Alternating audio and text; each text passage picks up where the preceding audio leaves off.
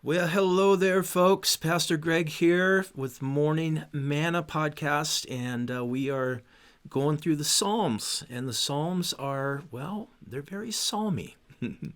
They're very real.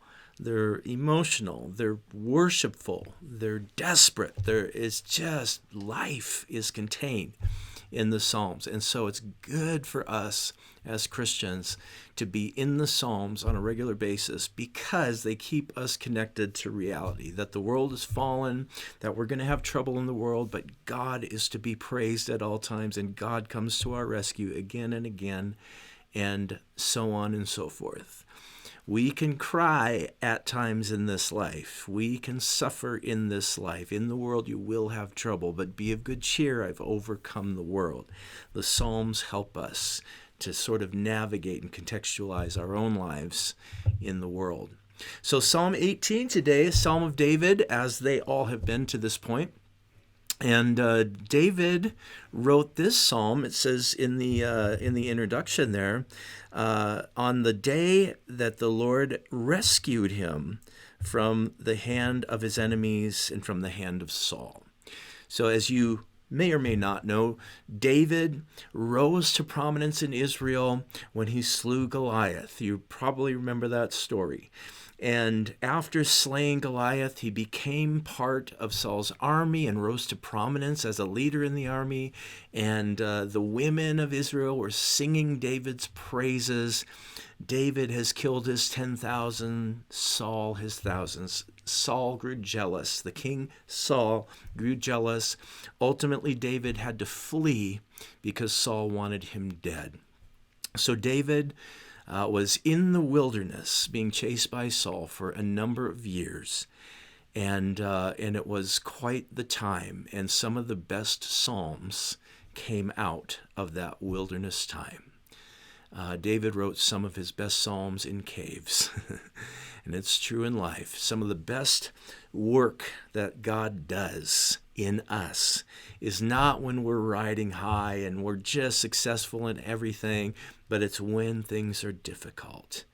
And so Psalm 18 begins like this, verse 1. I love you, O Lord, my strength. Isn't that just the most beautiful thing to be able to say to God? I love you, God, my strength. David gushing with love for his Lord, who he says, verse 2, the Lord is my rock and my fortress and my deliverer, my God, my rock in whom I take refuge, my shield, the horn of my salvation, my stronghold. Oh, all these descriptors that just come flowing out of David for the Lord.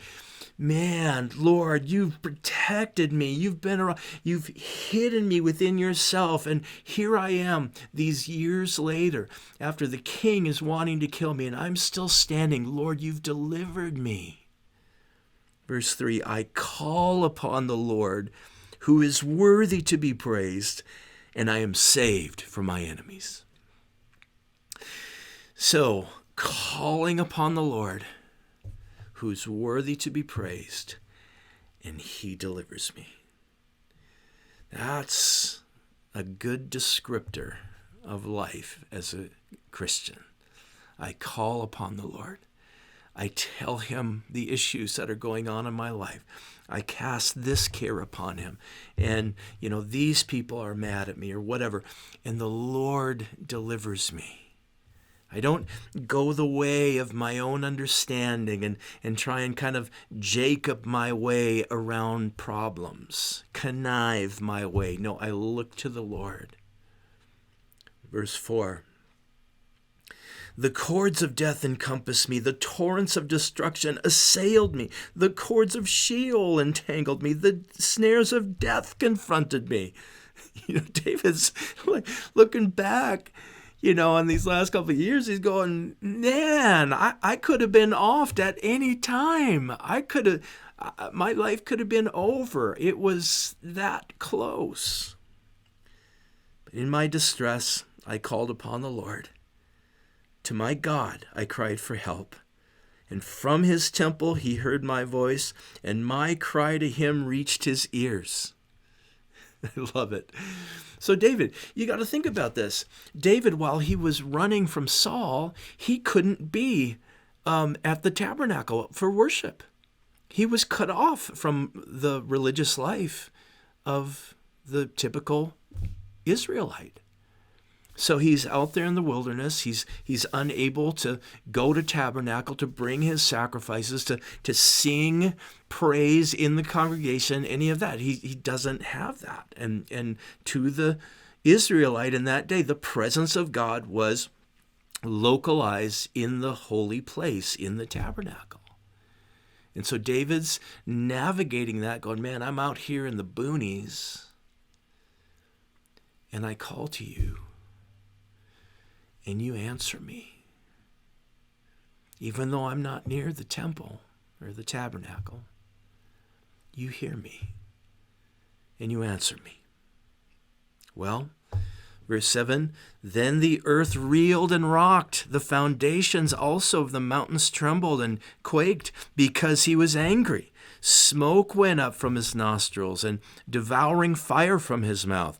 Glowing coals flamed forth from him. He bowed the heavens and came down. Thick darkness was under his feet. He rode on a cherub and flew. He came swiftly on the wings of the wind. He made darkness his covering, the canopy around him, thick clouds, dark with water.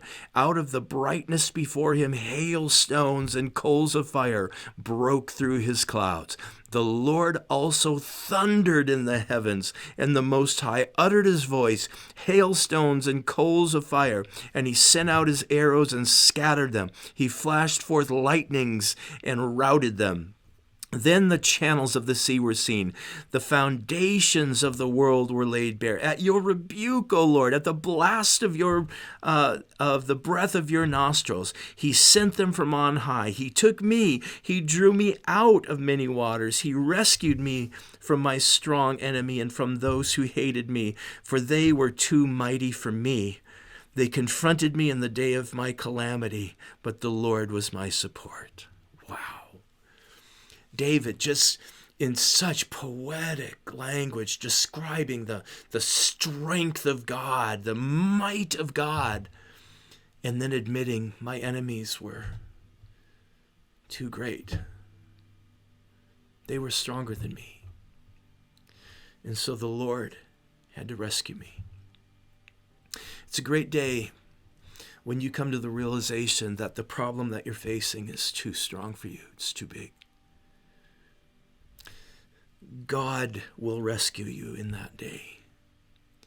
When you say, Lord, this problem I'm having in my marriage, I can't fix it. It's too great for me. This struggle I'm having with this addiction, Lord, I can't. It's too great for me. God, deliver me. Listen, he will deliver you. We'll pull up and drive a stake right here at this point, and we'll come back to it next week. Thanks for joining us on the Morning Manna podcast.